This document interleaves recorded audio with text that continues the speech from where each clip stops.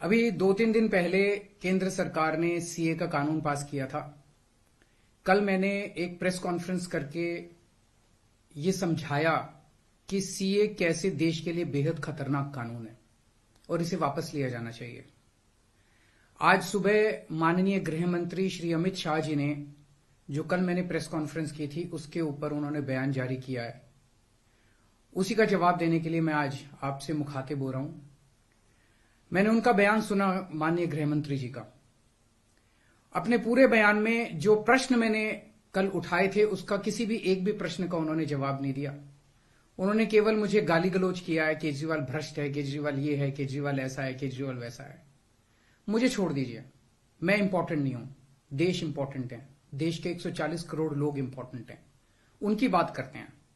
मैं आपसे पूछना चाहता हूं कि आज हम पूरा देश मिलके, सारी सरकारें मिलके अपने देश के बच्चों को रोजगार देने में असमर्थ हैं।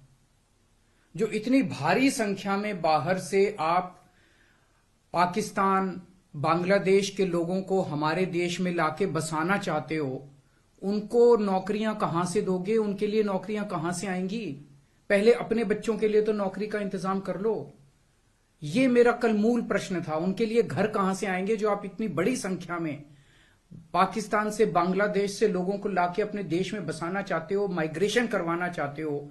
वो उनके लिए घर, उनके लिए नौकरियां, उनके लिए संसाधन कहां से आएंगे? अपने देश में इतनी गरीबी है, अपने देश में ऑलरेडी लोगों के पास नौकरियां नहीं है, घर नहीं है, उनको कहां से लाके बसाओगे? आजादी के बाद काफी बड़े स्तर के ऊपर माइग्रेशन हुआ था। बहुत सारे लोग भारत से पाकिस्तान और बांग्लादेश गए थे और बहुत सारे लोग वहां से इधर आए थे। अब जो ये माइग्रेशन इस सीए की वजह से होने वाला है, ये उससे कहीं ज्यादा बड़ा माइग्रेशन होने वाला है। पाकिस्तान, बांग्लादेश, अफगानिस्तान, इनका कहना है कि सीए के तहत इनके अल्पसंख्यक जो हैं वो अगर भारत में आके रहना चाहेंगे तो उन्हें उस बात की मंजूरी दी जाएगी, उन्हें हमारे भारत की नागरिकता दे दी जाएगी। इन तीनों देशों में मिलाके लगभग 2.5 से 3 करोड़ अल्पसंख्यक रहते हैं। पाकिस्तान, बांग्लादेश और अफगानिस्तान में मिलाके लगभग 2.5 से 3 करोड़ अल्पसंख्यक रहते हैं। वहां बहुत गरीबी है, उनके पास रोजगार नहीं है। भारत में तो आना और भारत की नागरिकता मिलना उनके लिए तो बहुत बड़े सपने की तरह है। और अगर हमने भारत के दरवाजे खोल दिए, इतनी बड़ी संख्या में लोग आने वाले हैं जिसकी हम कल्पना भी नहीं कर सकते। इन 2.5-3 करोड़ लोगों में से अगर 1-1.5 करोड़ लोग भी आ गए तो कहां बसाया जाएगा उनको? क्या करेंगे उनका? ये मेरा प्रश्न था माननीय गृह मंत्री जी, जिसका जवाब आपने नहीं दिया। आपका यह कहना है कि 2014 से पहले के लोगों को, जो आ चुके 2014 से पहले, उनको बसाया जाएगा। मैं आपसे पूछना चाहता हूं, 2014 के बाद आना बंद हो गया? 2014 के बाद भी आ रहे हैं, अभी तक आ रहे हैं, रोज आ रहे हैं। तो अभी तक 2000 जो इलीगल माइग्रेंट आते थे, जो घुसपैठिए हमारे देश के अंदर आते थे, वो डरते थे कि अगर आ गए तो हमें निकाल देंगे, हमें पकड़ लेंगे, हमें जेल में डाल देंगे। उन्हें डर रहता था क्योंकि वो इलीगल थे। अब आप ये कानून लाके उनको लीगल बना रहे हो, अब उनका डर खत्म हो जाएगा। पूरे तीनों देशों के अंदर अब मैसेज ये है कि भारत सरकार अब जो है इन तीनों देशों के घुसपैठियों को लीगल करने जा रही है।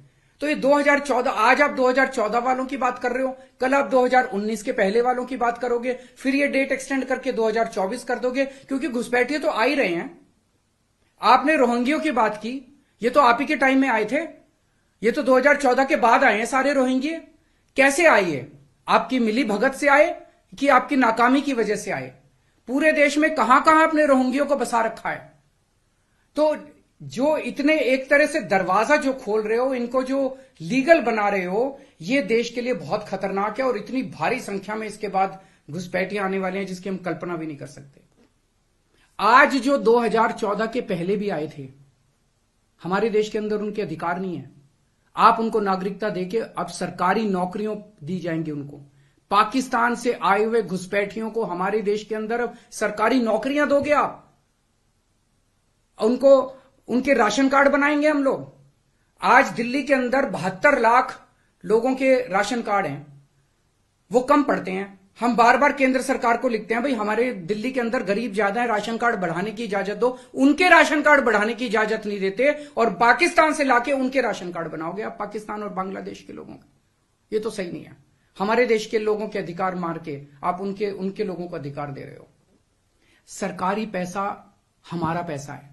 सरकारी पैसा 140 करोड़ लोगों का पैसा है, हमारे टैक्स का पैसा है। पाकिस्तानियों ने टैक्स नहीं दिया, बांग्लादेश के लोगों ने टैक्स नहीं दिया, इस देश के लोगों ने टैक्स दिया। इस देश के लोगों के टैक्स का पैसा आप पाकिस्तान और बांग्लादेश के लोगों को यहां लाके उनको बसाने में खर्च करना चाहते हो। यह मंजूर नहीं है इस देश के लोगों को। कृपया इसको, मैं पूरी विनम्रता के साथ बोल रहा हूं कि कृपया इसको समझने की कोशिश कीजिए।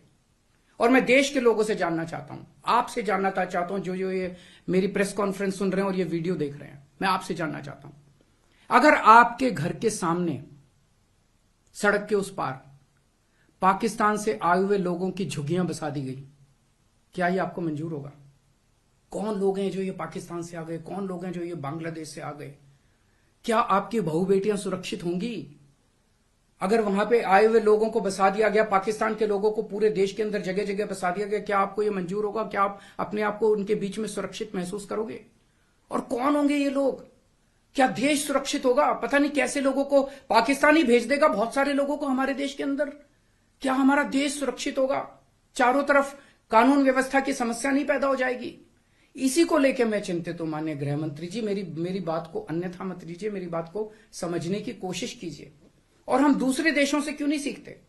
कनाडा का हाल देख लीजिए, क्या हो गया। विकसित देश होता था, उसने अपने दरवाजे खोले, पूरी दुनिया भर से लोग आ गए और अब वो माइग्रेशन बंद कर रहे हैं।